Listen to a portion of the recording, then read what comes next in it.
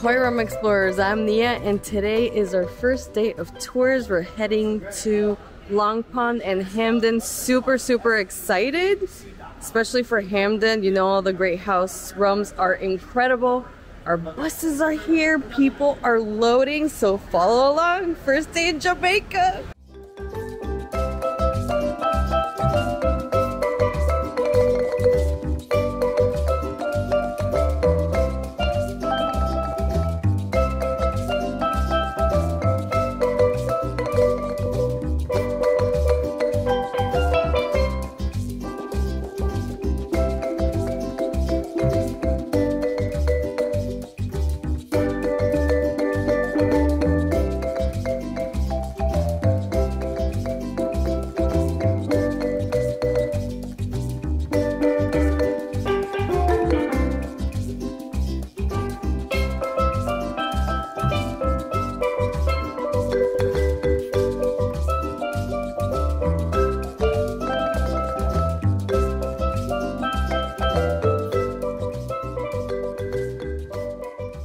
Ahoy Rum Explorers, we're officially at Long Pond. Check this out.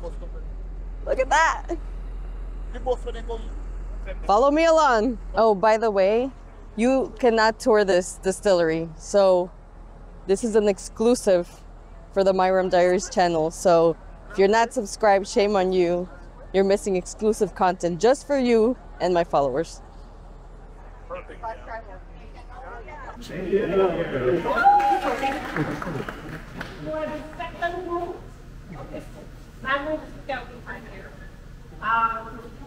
First was going to be over the plant of the fire, and that was like our primary discussion. We never had a group of friends abroad or just enthusiasts like much more of this Bible together. It's very special. It's only book of war, big customers, and even you have to, and really need this customer to go rather than customer that help you. So, I want you to know you're all about very new and very special. So, please treat it as such. Thank you. We're all excited to have you. I think we see, I'm going to discuss your big well, and Katie will tell us a little bit about how something works. We don't do more than boiler for any of the trying to kind of that's what worked last night. So you all have helped us by the groups. So we have a bottle of this VRW on top of the arch. Yeah. Display on the wall. We came back up in February 2021 with these new vats and this vat house. So did the stills burn down too? Everything? The stills, no, the stills, just the fermenting house. Yeah. And as I mentioned earlier, this was the only structure that was left standing after the fire. Got it. So we call it the resilience arch. So next door to us, they were burning some cane trash, and embers from that drifted over. So that is what ignited, yeah. So Long Pond is popular for producing high ester rums, up to 1,600 esters.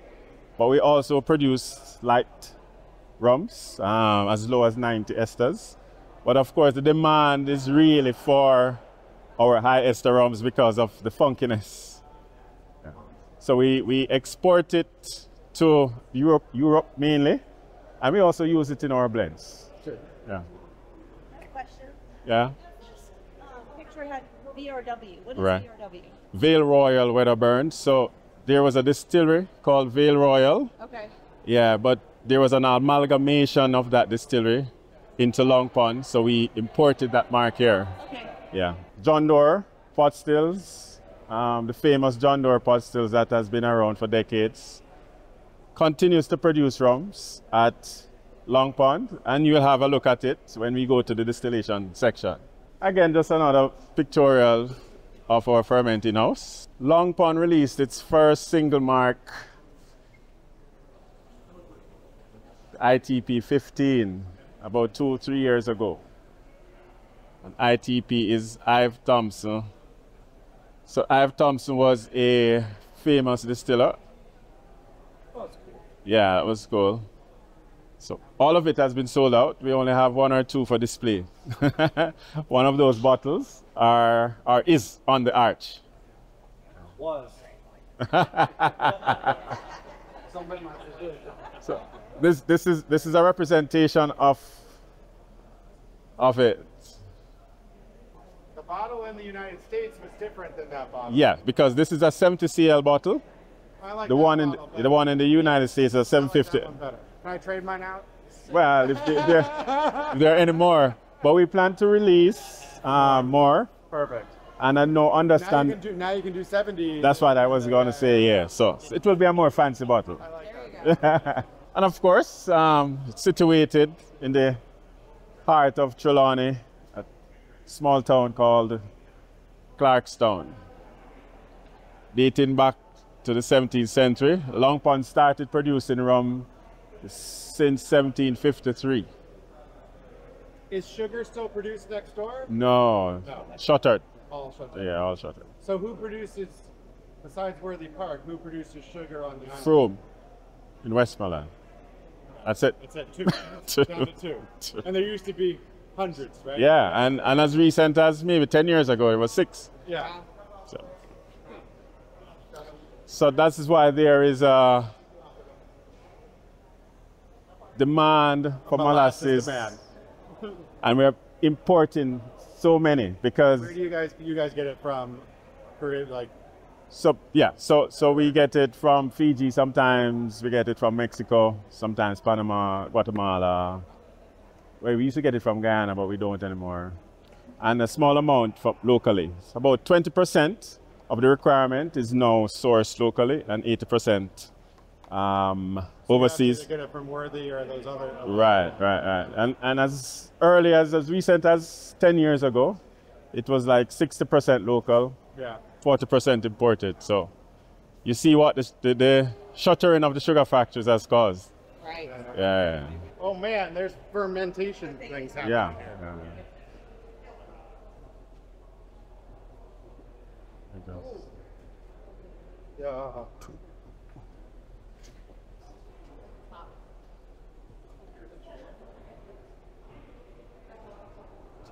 Don't drop your phone in there. Unless you can't swim. So after the fire in 2018, all of this was gone, as I said before. So we got some experts out of Mexico, and they constructed these vats from oak, obviously.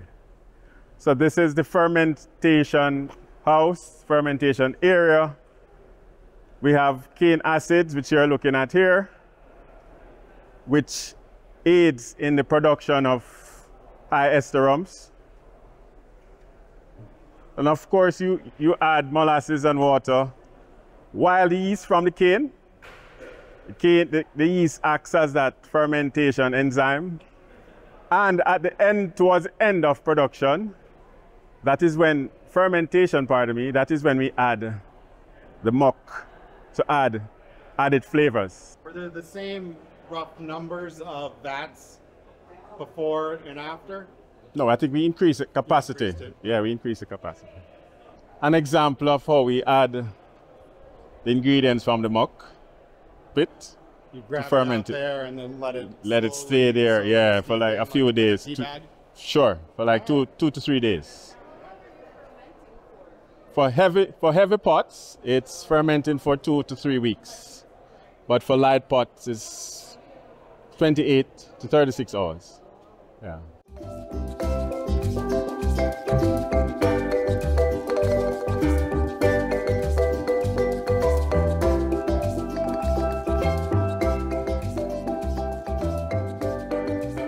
Esters are formed by the combination of alcohol and acid. So that is why we have a cane acid medium. So we move that component into the larger fermenters with the molasses and water and yeast, of course, to create ethyl alcohol. So during the latter stages, that's when the esters are formed. by the combination of the alcohol and the acid. So if you notice that the vat house is as is. We do not paint it, brush it up, clean it, because we want to create a environment with bacteria, small organisms, because that aids in ester formation. Yeah. Makes sense. Any questions before we move on? No, I love this. Okay. So watch your step, we are going to the distillation section. Yeah. The magic happens. It's all magic. Yeah. So we also add, to boost ester formation, because we go as high as 1600, we also add inorganic acids. So lime salts, so we boil lime salts, and once it becomes salt, we add it to the fermentation. So that aids in the boosting the ester formation. It's part of the HH cousins formulation.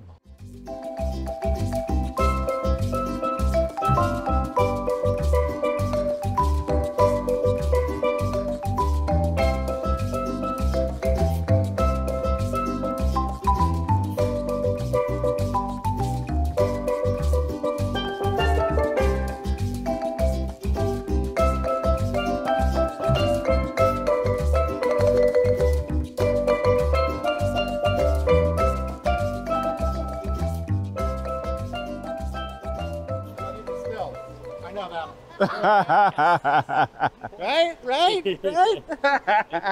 From the tax, he was saying, because I couldn't hear, he was telling me like the fermentation and stuff. Some of it's a couple weeks, some of it's short as 48 hours.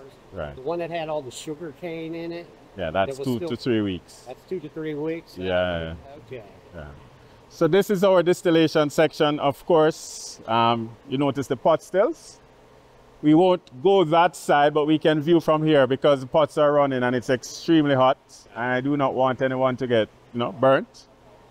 But the ones that we have 4 pot stills. We have 2 John Doerr and 2 Blairs. But the Blairs are not running at the moment, but the John Doerr pots are running. So wash is added to the pot or the kettle. Steam is added. Ethyl alcohol is driven off, condenses. It goes to the first retort, because all our pots are double retorts. Goes to the first retort. The first retort, which is the low wine retort, which is about 40% ABV. It boils, enriches, that vapor is enriched. Goes over into the second retort, boils again, further enrichment. The second retort is a high wine retort, and that is about 80 ABV. And then from there, that vapor goes into a condenser, condenses, and that's when we get the juicy product, the funky product that comes off at anywhere between 86 and 87 ABV. I don't know if any questions? Do they have to? Does one of them have to be here all 24/7? Well, the supervisor has to be here, so we do a shift system. Got it. Right. So 6 to 2, 2 to 10, 10 to 6. Got it. Yeah. So once it's to manage the correct. So that individual has to be here. The managers will be here in the daytime, of course. Yeah. Got it. All right. Okay. And then how does through these pipes, how does this stuff get from point A over there, the fermentation? Yeah, through the pipes. There's a pipe that you can turn them off and on to get it all over here. Sure. Perfect. All right. What's in this big thing behind us? It's probably empty now, but this is a rum storage container. Yeah. After it's done. After you it's can done. rest in there before you barrel it or something. Correct. Do you designate any of the specific stills for your high ester versus just your lower ester products? No, we don't, because we don't have that redundancy. Sure. Yeah, because we only have 2 pots running. Right. Right. So when we are doing production, it's either high ester or low ester. Got it. Yeah. So we're going to go to the fun part. Oh. Sure. That's what you guys are here for. Are funny? Are more fun? Are more fun? If we're gonna taste something, then yeah. For us, this is fun. So is everyone now rehydrated? I mean, we're getting there. You're getting there.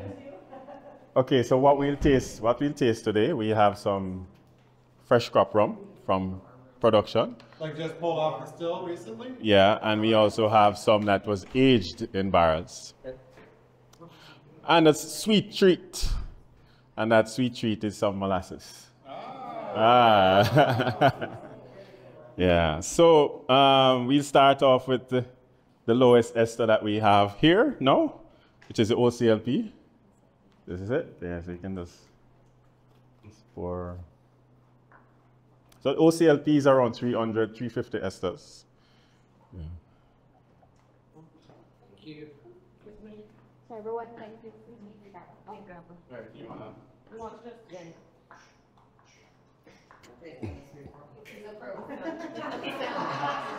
I've done a tasting too. So why didn't they stay? Tell them they can come. Fruity. Very good. I wish you could just bottle it at this proof. Yes. The boldness of the flavors is insane. I make a daiquiri with it. I do. Okay. I got great. Easily. If you did some like falernum infusion and stuff like that, You're getting a 1200. You're getting a 1600. We're moving up to 1200. I mean, That worked. For 15 years. So nothing else about it has changed except for the age. Correct.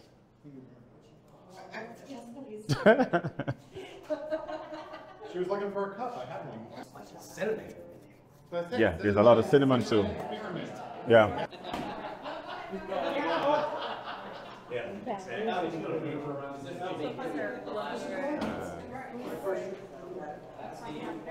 I'm so proud of my kids. I just can't stop talking about it. The group that's going. This is thicker, or this is more child. You get in there, sir. Yeah, man. Yeah.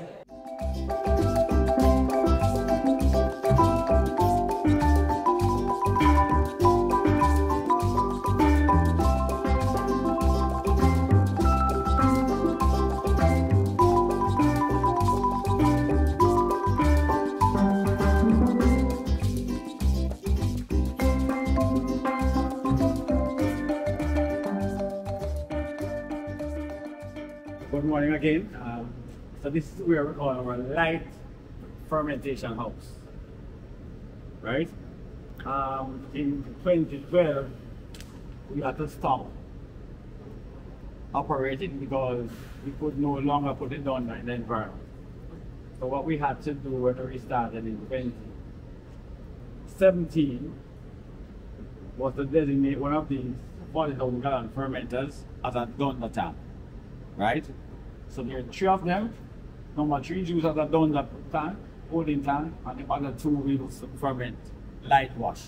So like your ITP that you saw on display is a light fermentation, and this is what it takes place here. Like you're coming from your heavy setting of your battles, where the fermentation period takes about 2 to 3 weeks, and here is about 36 to 48 hours. I'm ready for distillation. So what it gives a higher percentage alcohol, but much lower esterification. Right? So we call it the light rums. So the lighter rums come from here.